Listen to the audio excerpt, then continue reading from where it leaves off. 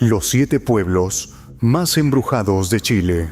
Número 1. Salamanca. Entre los enigmáticos valles del norte de Chile, en el corazón de un cerro monumental, se encuentra una cueva que oculta al interior de sus paredes un lugar donde se reúnen desde hace milenios los hechiceros más poderosos de estos confines del mundo. Estamos hablando de la Raja de Manquehue, custodiada por enormes cóndores, de ahí su nombre. Esta abertura a un costado del cerro no ha sido visitada nunca en su totalidad, ni nadie sabe hasta dónde lleva. Las escasas personas del pueblo de Salamanca que han logrado internarse en él describen un verdadero cementerio de huesos de animales acumulados en sus quebradas, además de escrituras antiguas e indescifrables en sus muros. Pero el relato que te contaré a continuación revela su verdadera importancia. Cuentan que un campesino del pueblo logró ser invitado por uno de los brujos a uno de los aquelarres que, según él, se realizan cada martes y viernes al anochecer.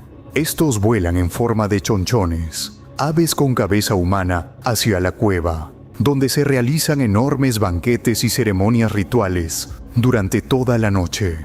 El humilde campesino, deslumbrado por la riqueza que contemplaba, y para que sus vecinos le creyeran lo que había visto, guardó uno de los tenedores de oro que había sobre la mesa en su bolsillo. Pero uno de los brujos se dio cuenta y, clavándole sus penetrantes ojos rojos, lo hizo perder el conocimiento.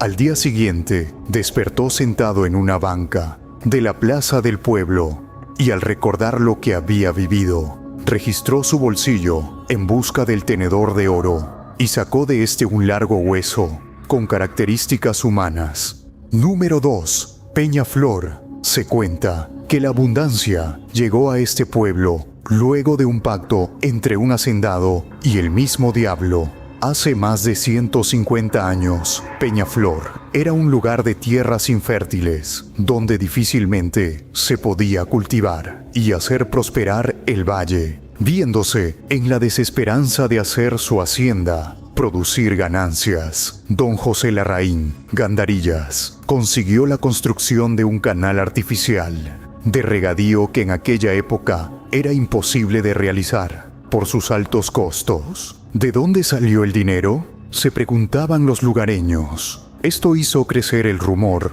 y luego la leyenda de que el dueño de la hacienda había hecho un pacto con el diablo a cambio de su alma. El canal Mayarauco se demoró 20 largos años en construirse.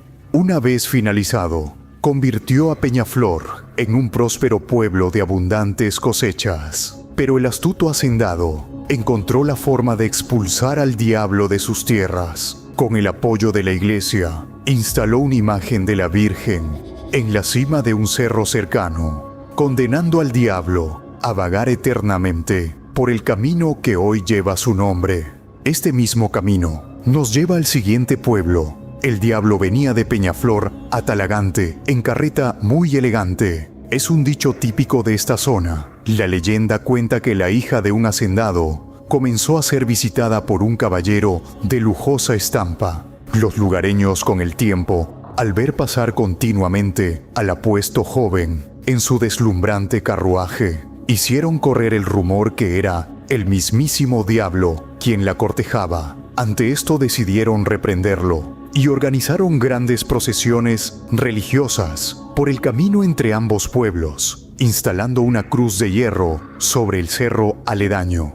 La joven, en tanto, fue encerrada en una cueva por muchos años, sitio que con el tiempo se convirtió en lugar de reunión de diversos brujos de la zona y el país. Como dato curioso, el nombre de este pueblo proviene de un cacique inca llamado Talagante, de quien es descendiente directo la famosa y temida Quintrala. Siguiendo los pasos de la Quintrala, llegamos a los Lisperger, dueños de los terrenos, donde se fundó el pueblo embrujado de Lo Gallardo.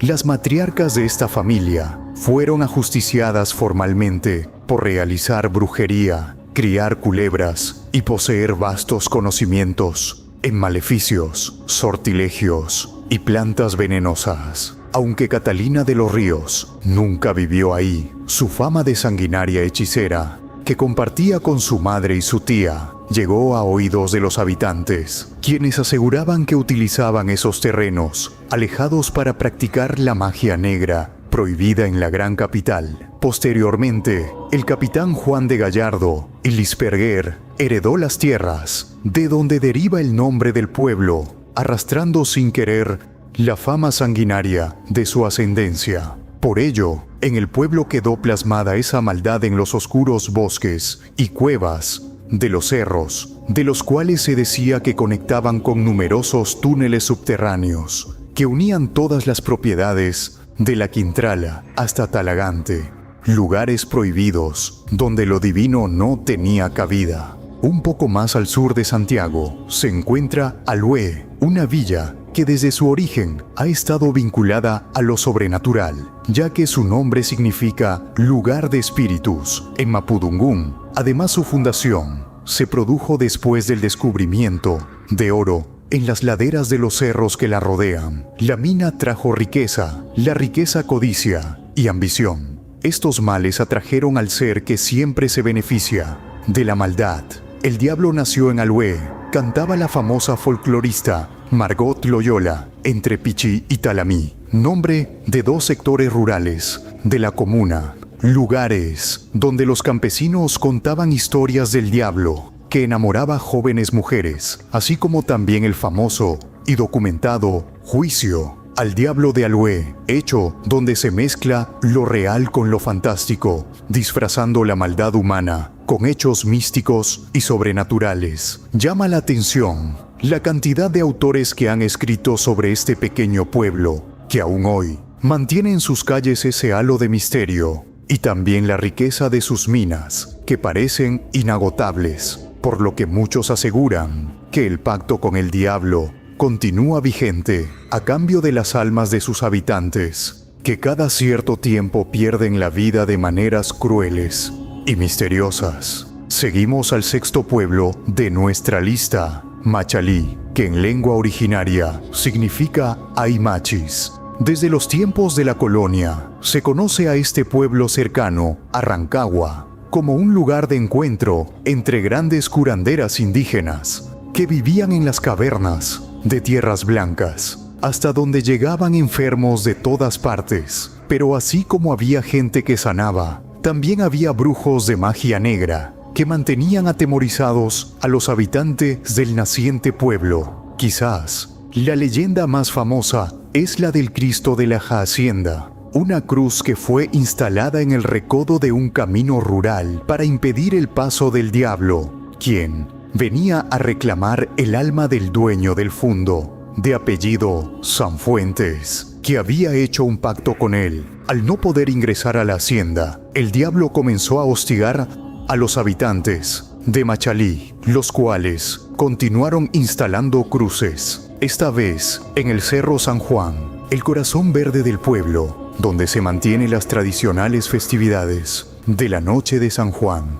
Esto provocó la huida del diablo, quien dejó una de sus huellas sobre una gran piedra que aún hasta hoy se mantiene en una esquina del pueblo. El séptimo y último pueblo de este recorrido es Bichuquén, donde hace más de 500 años, a la llegada del Imperio Inca, ya existían aldeas de curanderas alrededor del lago del mismo nombre. Con el tiempo, la mezcla entre ambas culturas fortaleció aún más la mística del lugar, al compartir entre ellos secretos ancestrales y rituales sagrados de magia blanca, negra y roja. Los dos lugares cercanos con mayor carga energética son la Poza del Encanto, donde cuenta la leyenda, una princesa fue raptada por los brujos desde la localidad de Concabén y encerrada allí. Hasta el día de hoy es un lugar de reunión entre estos seres cada 14 de febrero. El otro lugar es el sector de Aquelarre, hasta donde huyeron los brujos y hechiceros luego de la llegada de los conquistadores españoles, y desde donde continuaron su viaje hasta Talagante y Salamanca. Más al sur de estos 7 pueblos, la magia cambia de forma radical, donde más que pueblos embrujados, hay territorios completos, rodeados de una magia muy diferente, con sus propios rituales y mitología. Hablamos de la mitología chilota, una isla que daría para un video completo, y aún así, no podríamos describir todo su gran y rico universo místico. Es por esa razón que no se incluye en este primer capítulo, sino que en el siguiente video. Si has llegado hasta aquí y has disfrutado de toda esta narración, te invito a darle me gusta. Y si quieres seguir viendo mi contenido, me motivaría demasiado si te suscribieras a mi canal.